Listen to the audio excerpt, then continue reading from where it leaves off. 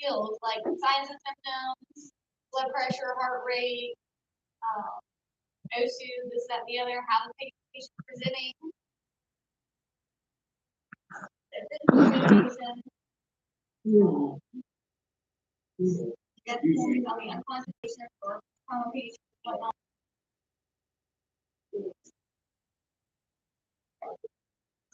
A blank gaze or rapid movement in the eye could mean a central nervous system dysfunction.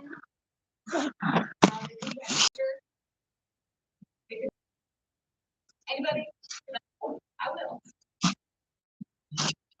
Never let your guard down. There you go. If your traits are necessary, reassess and document every 5 minutes, especially for your patients that are really out there and they can't help your non-clinical patients. If your patient is restrained, law enforcement is going to need to be in the back. If they put cuffs on your patient, you're going with the patient. Okay? If law enforcement has placed someone under arrest or in their care, they have to try to review.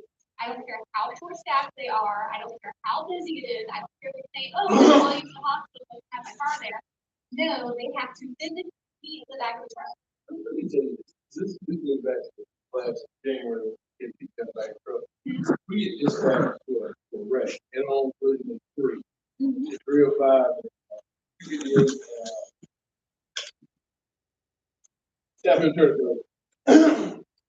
The vehicle that wrecked was run from the police. Yeah, so we get on scene, all officers got the guy detained, arrested, in cuffs. Did not want to be seen by anyone, freaking all out, fall off pieces. EMS gets on scene, give him back the truck. He decides to transport. He had run from the police now, felony evade, already been handcuffed, ready to surrender rights, what he said. Cop took the cuffs off of him, let him go. And I ended up, we got about a mile down the road, they asked me to drive me. And their paramedic supervisor was the 2 females in the truck said, "Oh yeah, y'all are good. Put the truck on and let them go with it." And I told her, "No, I'll drive y'all." About a mile down the road, he was telling Tara, Franklin, I locked the brakes up, tossed my head. He's talking to us. But his girlfriend right behind him. I couldn't believe it. The whole time, I was like, you tell me you can just believe it. He ran from you, felony evade. He hit a tree. You had him in your control. Take him off, he goes. Wow. Yeah. I say you can transport someone. Hey, they just have to be with you. That's right. That's it. Well, that's all. He didn't want to go. So he went to the car and delayed it and wrote him a ticket. He gave it to him. His last cut off. He could let it. Wow, that is the laziest thing I think I've ever heard. Wow. All right.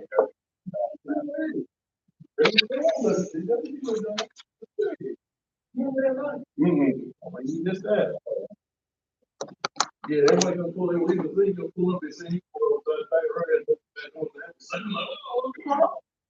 Wow. Well, if your patient gets too agitated and to where they need to be restrained, we may also think, okay, maybe tendency restraint. So by that, we're going to need to call for ALS so that they can get night use.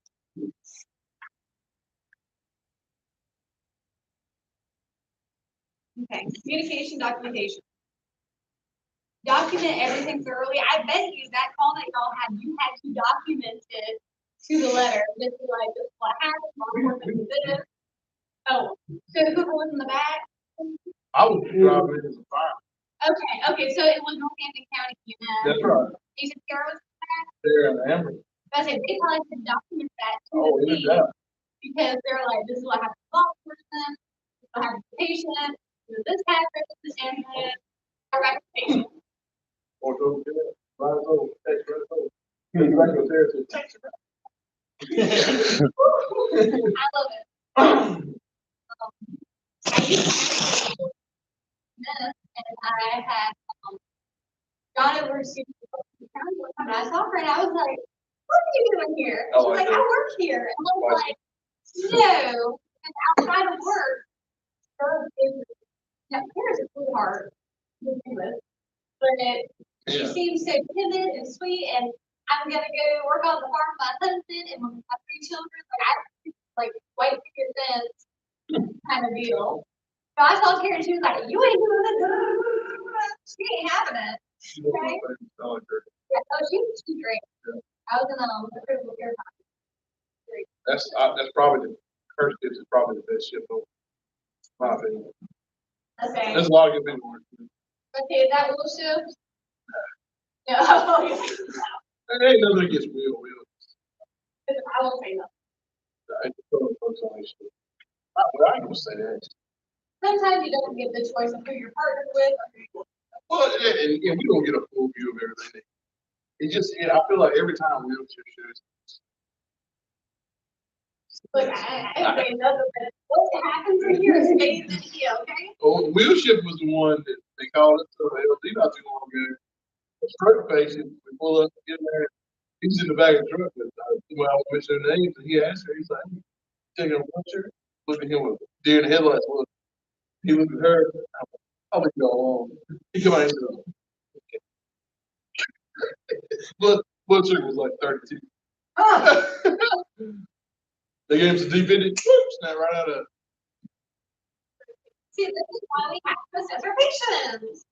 Yeah, I've dealt with many different types of people not believe what happens sometimes. There's one time, and this is why I'm very big on having the airway. Because I know my stuff, so if you come at me, I'll be like, all right, we'll have an airway, but I'm right. And we had this patient, it was like the stuff, and I was like, here's the pros, here's the cons, this is why I think it's this. And this person just comes up, listens to the lungs, and they're like, I hear crackles. And I'm like, I did not hear crackles. I did not hear crackles. What did you hear? And this person that I work with technically would go hard on this. And I was like, if you heard crackles, then we're not going to treat it for COPD because we're not about to do CPR on somebody if you believe this is what it is. Because then I have to document that, okay, you said this and I did this and this is what happened. I was like, okay, well, we got part of the treatment and now we're headed to the hospital. We get to the hospital, guess what? The hospital agreed with me. And then I was like, hey, let me pull you aside a little bit. This is what happened. And they're like, oh, these things are tricky sometimes. You can't really tell. And I was like, ethnography, my dear friends. I can do a whole lot of stuff. That's my biggest problem. Yeah, but we've been listening before and help them. either way, the patient had a good outcome. They weren't like anything like that. But it's one of those. You can choose your battles and figure out if you're willing to get fired. If like you're not getting out in the end. You can't die on every hill. No, you can't. If I'm gonna die on a hill, I'm gonna die on it where the patient's actually dying. Right. Okay, if I'm going down, we're going down and bleeding more and just like, okay, this is what happened.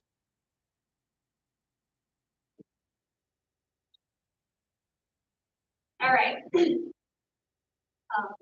Intense stress and schizophrenia. Brain damage, it can cause by genetics. Typically onsets during adulthood. So after you get out of teenage. Delusions, hallucinations, lack of interest and pleasure, and erratic speech. Sometimes if someone just acting crazy, unless we're really good at our jobs, if all the vitals are pointing in a specific direction, they're acting crazy, guess what? We're going to pick them all the same and happen to best interest of them and yourself. Be calm, direct, straightforward. Try not to lie to them. Identify yourself.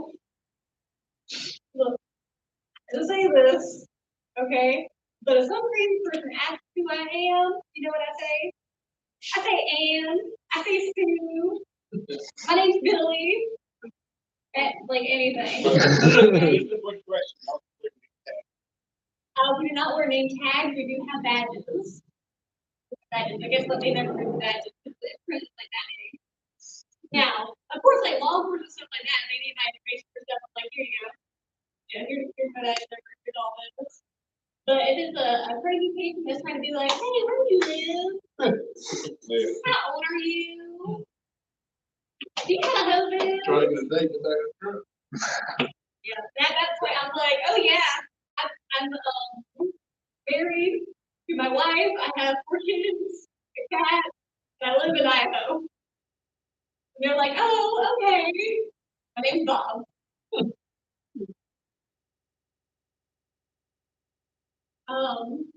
Guidelines. Again, try not to argue with them. You don't want to make the situation worse. Explain what you do. Involve people, trust, or patient trust. If you have someone on scene that your patient is not wanting to talk when they enter the room, or they get agitated or something, remove the person. I don't care how mad that other person is, they're not your patient. Okay? Advocate. If a healthcare worker treats your patient like you, and you're like, no, this is little Betty May. She calls me every week. You don't mess with little Betty May, okay? Take it for your patient. If like they're abnormal or needing help, do it.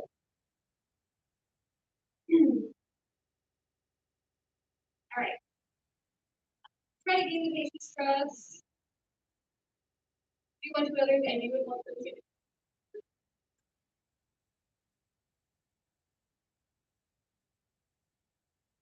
Delirium, disorientation, hallucination.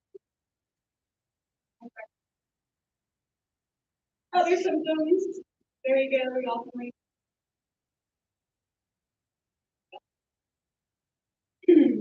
Be supportive, empathetic. What's the difference between sympathetic and empathetic? Empathy, you've been there. Like you can be sympathetic, but like if your parents died, you would be empathetic because you've been there, right? Or am I opposite? Empathy's put itself. Yeah. Okay. Yeah, sympathy I've been there. Empathy is like, oh, I have empathy for you for what you're going through. That's what I'm saying. You can have sympathy is just feeling bad for them. Empathy is putting yourself on the spot. Oh, you're right.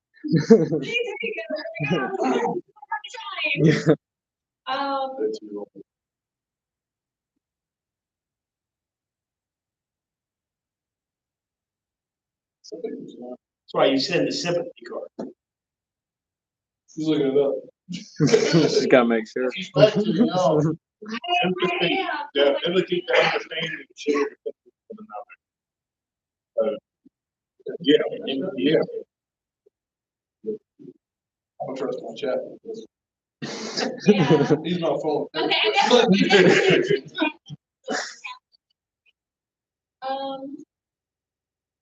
there you go. What does it look like? So, what's probably not what their way of explaining it is now they're like sympathy is acknowledge that someone is stressed, empathy actually I got you.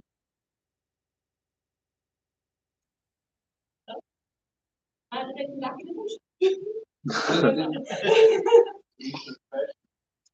Okay. At least we know the difference between TXY and ARE and then THQY apostrophe ARE. Okay. You're gonna see one page like be like, whoo. There. Your. I feel so bad for the people that are learning English and they're like, really? Y'all throughout. How about brung? You ever hear that one? I brung something. Brung. No, brung. Like BRUNG. Like I brought something. Good talk. That one irks my nerves. Jerry or drowned it. Will said that the other I mean, I felt like I said, that's Okay, you might be a redneck, but with a telemarketer voice, the Harper there. that's the email. Yeah, they call day. Use grammar with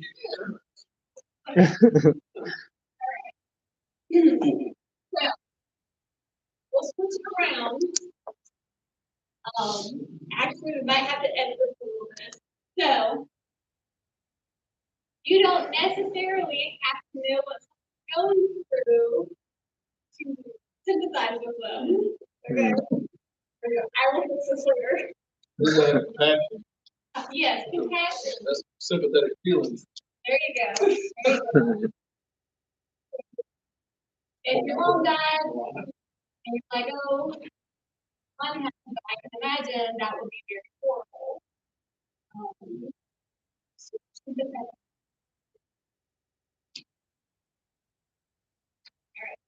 Excited delirium. Be very careful with these patients. I'm gonna make this really quick because we'll talk about long story tonight. We're not going. But I had a friend. Did I already talk about this one where she was supposed to get Mm. Can I say this one? Well, guess what? When someone tells you don't get out of the truck, don't approach the patient, guess what? Don't flip and get out of the truck and don't flip and approach the patient. Might not be the best idea. And what does this person do?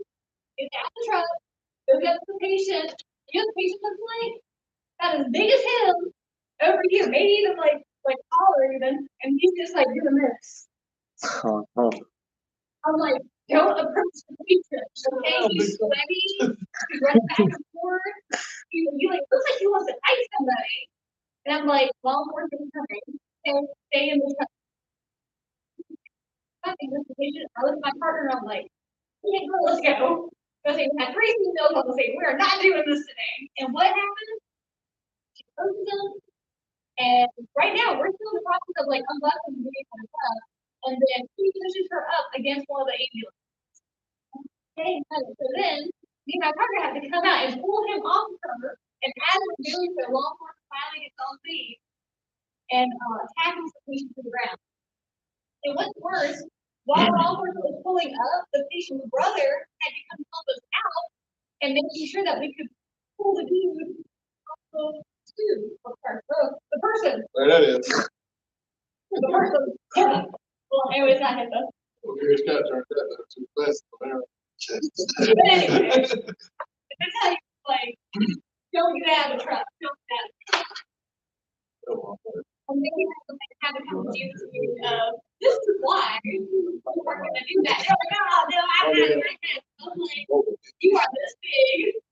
And that dude, Goliath, you would not have them. All about Well, and if you had the law enforcement officer, we dealt with him all the time, and he was not he like quarterback is like went right into him. I felt so bad for the patient. That was undue harm that my patient what was going on because the person that was in the Same thing happened to my wife one day. really. 4:15. See, that's what happens. They're this big, and they're like, oh, I can. You come home and I told this man. Go to prison, man. Because he. You kind of like reason with somebody who's right headspace, but somebody who's shuffling their feet. Right? No, not the time to die. Like you might actually die, and you're like way on the bottom of the hill. Make sure they knew I was there. Excited delirium. So excited delirium, these patients are going to be very, very sweaty. Okay, they're going to be very agitated, very out there, and this will be caused due to illegal substance, taking medication, taking much medication. these people can be resistant to chemically restrained drugs unless we give them a lot of. Excited delirium can lead to sudden death, so they do not need to be left alone. Restraint. Every pre-hospital transport here should create and follow a pre-hospital patient restraint protocol. Unless you have ALS on the scene that they chemically restrain them, our restraint is called law enforcement. Okay? Unless you're my brother that day, there's only so much that I'm gonna do, okay? See, that's what you have all the time back then. That's right, everybody's like, yeah, what? She's like, I'm gonna work with him. If something happens, she's like, oh. I had my folks working EMS. You know what? Just look, you're right behind you. It's fine. Don't worry about it. Okay, hold the black eyes. Sometimes it ain't fine. Yeah. When they have chemicals in their body. Mhm. You ain't knocking them. Do what you do. If you look up the excited delirium, they will do all sorts of stuff. They will break bones trying to get away from you. Never restrain them facing down because you can break ribs, into your lungs, whatnot. Because people that are bad as a hatter, running around, they will injure themselves and they don't care. They'll run around with their hands cut off. Not here. So here we go. So imagine this, but like super, super red in the face and sweaty.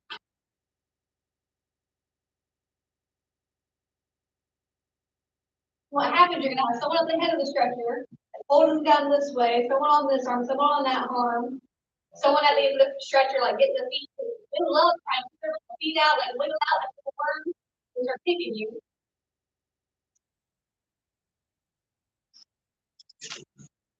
There could be at least 5 people to help, one for each activity of the head. There should be a team leader. Back. So, fireball. There you go. Yeah. Level of force will vary depending on these factors. Degree or force that's necessary to restrain the patient. The sex of the patient, size, strength, status, and abnormal behavior.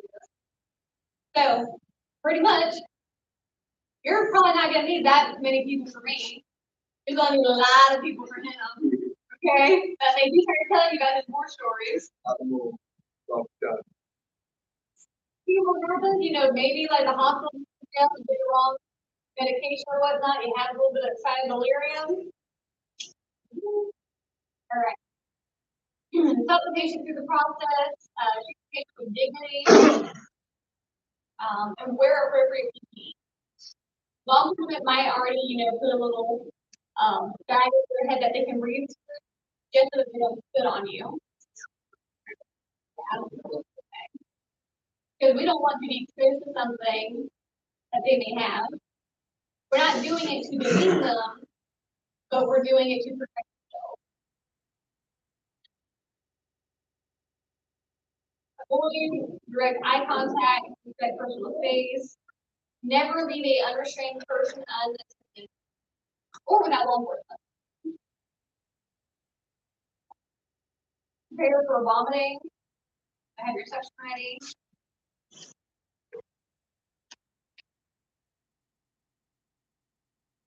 History taking. How's the patient sitting or standing? Are they rigid? Are they violent? Are they holding anything lethal? Are they vocal? Are they erratic when you're feeling pain?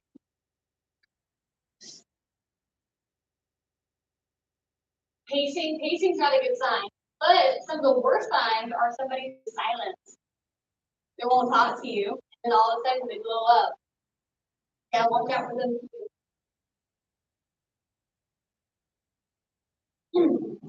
I mean, that's what happens with a lot of the mass shooters in the little southern areas. Is there's somebody that's like really, really quiet, and the next thing you know, that push lips. Why kids there? Mhm. Yep. 1805.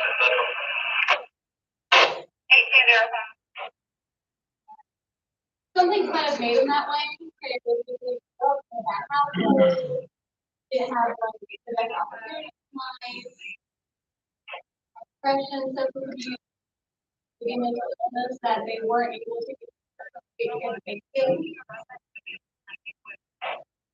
And then suicide. If you get a call for 911 for suicide, it's either because the patient has called or the loved one has called. If the loved one has called, that's because they found out what the patient was doing, what the patient might have been known, okay? Or they found the patient, whatnot.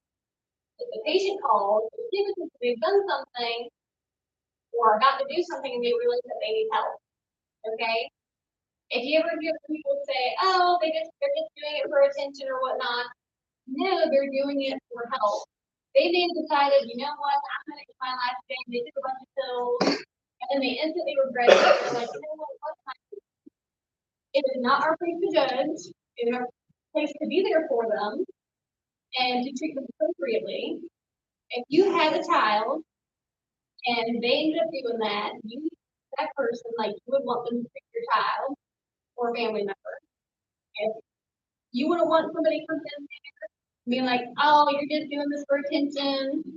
Up the river for attention, up the river for adults. You know, it's a cry for help. Whatever it is, you know, let them have it. You're only going to be with the patient for like 20 minutes. You know, try and hold it together. You know? All right. Be alert for the warning signs, despair, hopelessness, speaking slowly, vacancy, having plans related to death. If they say that they want to harm themselves, you have to let the hospital know, and they're going to end up detaining the patient for so many hours. This is what you have to do. Right, risk factors for suicide, there's a lot. We're not going to read all of these, but abuse, substance abuse, older people are very, are up there on the scale for suicide due to being older, their friends are dying, their kids are out of the house, they live alone now. Terminal illness. Terminal illness, loss of the job, not being able to do anything, not taking out. It can be depressing at times, and they are left alone for so often, or they can't get help. There you go. Approximately 80% of suicides were preceded by at least one prior attempt. So some people that have attempted suicide once will try again, especially if they don't get help. Maybe for the older people, maybe their wife or husband died, or a child, family member, sister. Yeah. Are there any unsafe objects nearby? Okay, if law enforcement comes in and deems the scene safe, and then you go to the patient, and they might have overlooked a gun that was tucked under somewhere, or a knife, something, and you can be like, oh, we're just gonna get that out the way. Here you go, officer. All right, you come with me. Always have law enforcement pat your patient down if they're not being detained. So that they don't need to be restricted or anything, have them give like a little pat down for you so that you know that they're not carrying any dangerous objects. So they don't switch. So prevent that.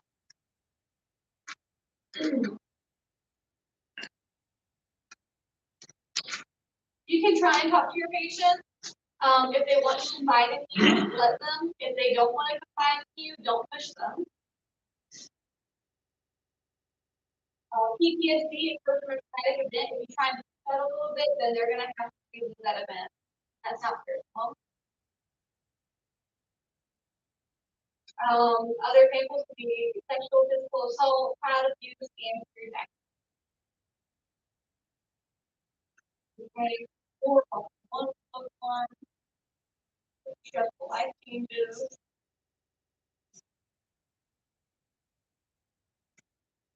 And military personnel with with combat experience may have high, levels of PTSD. Some symptoms with PTSD include helplessness, anxiety, anger, and fear. So you'll either have flight or fight. Okay. We already talked about some of the thoughts. You might have nightmares, flashbacks, wake up all sweaty.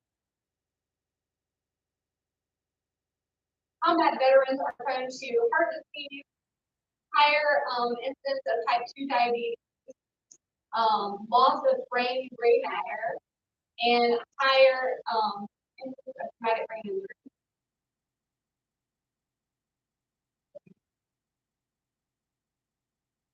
When caring for a veteran, be careful how you phrase your questions. Make sure it's a calm, firm voice.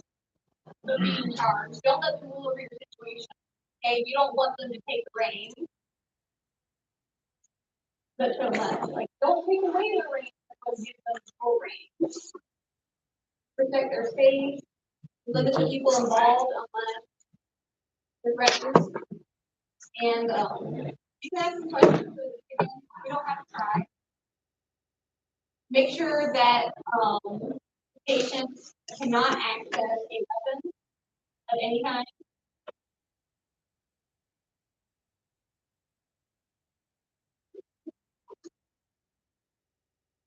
Those people are trained, very resourceful, especially poor people. The Alzheimer's patient at Sundown, they make bombs and whatnot.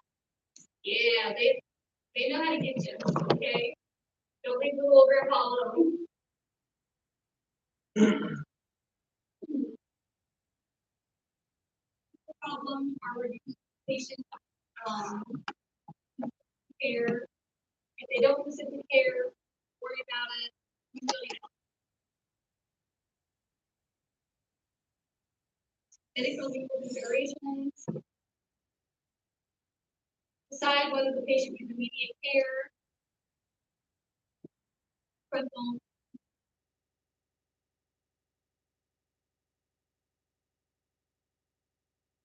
Make sure you have plenty of care coming down to the patient.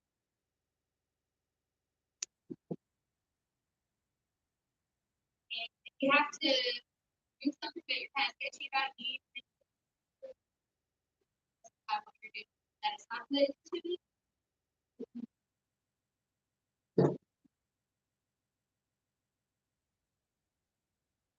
EMT has limited legal authority to require a patient to emergency medical care. No life-threatening, when no life-threatening emergency. So, just because someone calls 911 or a loved one calls 911 from, and they are alert and oriented times 4, they are no threat to themselves or others, they go to the hospital. They do not have to go to the hospital. Okay? If something's off or weird about it, you call your medical control and just be like, hey, this is what I have. Is there anything that you need me to do? And if they have refusal, they are adamant on not going, and you're like, yep, they don't want to go, we can't make them on the side. And you figure on from there. Psychiatric cases, a court of law will probably consider your actions and providing life-saving care could be a risk. Psychiatric patients, if they can't make an appropriate decision, they can definitely not work with you. You ask them how many quarters make $1, and they make 2. All right. I'm not going to worry about this little review here. We're going to do a game of later. We're not going to do the scenario that I was thinking about. Very soon. It would be appropriate studying technique rather than something. Sound good? Mm-hmm. All right.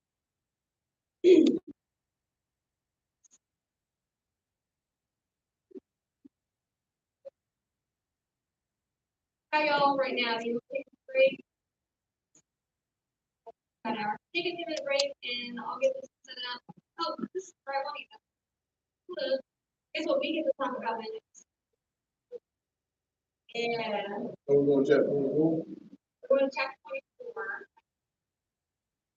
What is it, man? Yo, what are you doing? Yeah, after this, you have your midterm. So when you come in next class, we're only gonna do your midterm. That's what that is. Depending on how quickly y'all finish, we might, do a game of Kahoots or review the test if it was so bad. How many times did you take that? To pass the midterm, you have to pass greater than or 80 and above. If you don't make an 80 and above, it doesn't work. Five, it is your full grade. Boy, you keep up with your work,